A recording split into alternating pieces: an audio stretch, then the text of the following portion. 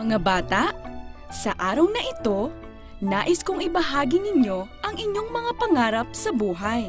Nais ko po sanang makapasyal sa mga dalampasigan ng Sulu. Mapuputi raw po ang mga buhangin doon. Kaya lang, natatakot po ako na madukot ng mga bandidong naroon. Pangarap ko pong maging abogado. Subalit nangangamba ako na baka hindi ako magkaroon ng oportunidad na makapag-aral dahil mahirap lang po kami. Ang mga paaralan namin sa aming lugar ay mababa ang kalidad ng edukasyon. Nais ko po malaya makapagsuot ng aking hijab na hindi ako tititigan ng mga tao sa paligid ko na may panghusga na para isang terorista. Sa makatuwid, gusto nyo ba ang lahat ng mga natutunan ninyo sa inyong video conferences, pagtanggap, pagkakaunawaan at respeto sa bawat isa? Opo! Kung ganon, ang pinakamainam na paraan para makamtan natin yan ay maipagkaloob sa mga pangkat etniko ang kalayaan na mamuhay ayon sa kanilang tradisyon at kultura. Sa ganoong paraan, mararamdaman ng mga taong kabilang sa minority groups na sila ay ginagalang. At sa ganong paraan, tayo ay magkakaroon ng mapayapa at may pagkakaisa. Kaya't hindi kayo dapat mangamba dahil bago nyo malaman ay namumuhay na kayo sa inyong mga pangarap. Wow! Pwede pala yun? Masusolusyonan po ba nito ang problema sa Mindanao? Oo naman, at para makamit ito, ang bagong autonomous political entity sa Mindanao na tatawaging Bangsamoro ay bubuuin. Sa pamamagitan nito ay hahanapan natin ng solusyon ang problema sa Mindanao sa paraang lahat ng Pilipino ay makikinabang habang tinutugunan natin ang pagnanais ng Bangsamoro na pamahalaan ang sarili. Sa ganitong paraan, ang mga Muslim, Lumad at Kristiyano ay magkakaisa sa pagsulong ng kapayapaan at kaunlaran sa Mindanao at buong Pilipinas. Ano po ang Bangsamoro? Ang Bangsamoro ay tumutukoy sa grupo ng mga taong unang nanirahan sa Mindanao, Sulu Archipelago at mga karatig isla nito. Kasama na ang Palawan bago pa man ang panahon ng pananakop ng mga Kastila. Pero kung ang Bangsamoro po ay tumutukoy sa mga taong ito, bakit din po kailangan tawaging Bangsamoro ang bagong autonomous political entity? Naalala ko na. Ang Pangulong Benigno Simeon Aquino III ay sumang-ayon na ipangalan sa Bangsamoro ang bagong rehiyon bilang pagkilala sa kadakilaan at pakikibaka ng aming mga ninuno sa Mindanao at upang ipagdiwang ang bahaging iyon ng aming kasaysayan. Ngayon ay may natutunan na kayo. Ang gobyerno ng Pilipinas at ang MILF ay nagkaroon ng kasunduan na tinatawag na Framework Agreement on Bangsamoro noong Oktubre 2012. Ang kasunduang ito ay siyang gagabay sa pagpapasakatuparan ng Bangsamoro bilang bagong rehiyon sa mga susunod na taon, sana sa 2016. At bakit po nila ginawa ito? Dahil pagod na sila sa marahas na pakikipaglaban. Sa higit na 40 taon, ano sa tingin niyo ang nagawa ng giyera sa ating bansa at sa Mindanao? 0. Wala po. Pagsasayang ng oras. Tama! Ano po ang mangyayari sa ARMM o Autonomous Region for Muslim Mindanao?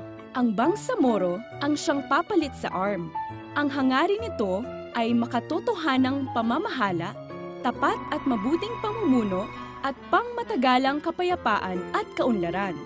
Kung ang karamihan sa mga tao ay boboto upang mapabilang sa Bangsamoro, ang magiging sakop nito ay ang mga sumusunod.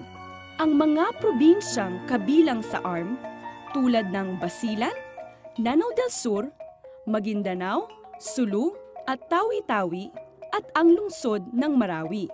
Ang 6 na munisipyo sa Lanao del Norte, ang Balui, Munay, Pantar, Nunungan, Tagaloan at Tangkal na bumoto upang mapabilang sa ARM sa plebisito noong 2001.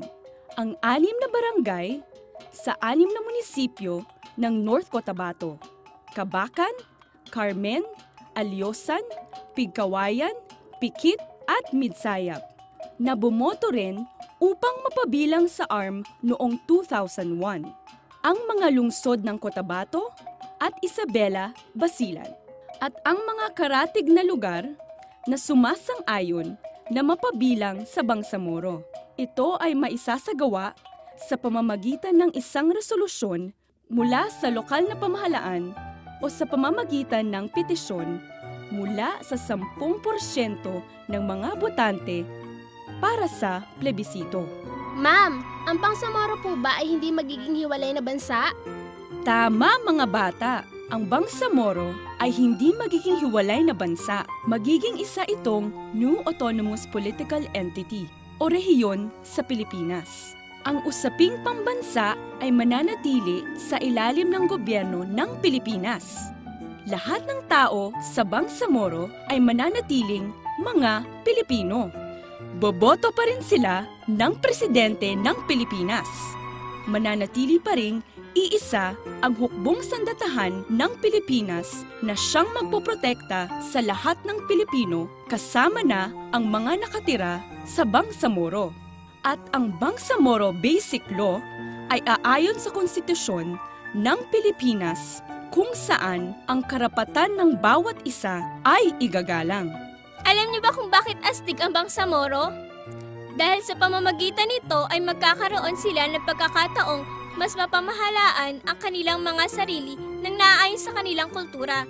Mga kulturang nasa kanila na ang daang taon na ang nakalipas. Wow, galing! Magaling nga! Subalit, kailangan ng panahon at tiyaga para sa mga ganitong bagay. Gusto nyo bang makiisa sa pagbuo ng Bangsamoro? Gusto nyo bang gumawa ng kasaysayan at simulan ang ating kinabukasan? Opo!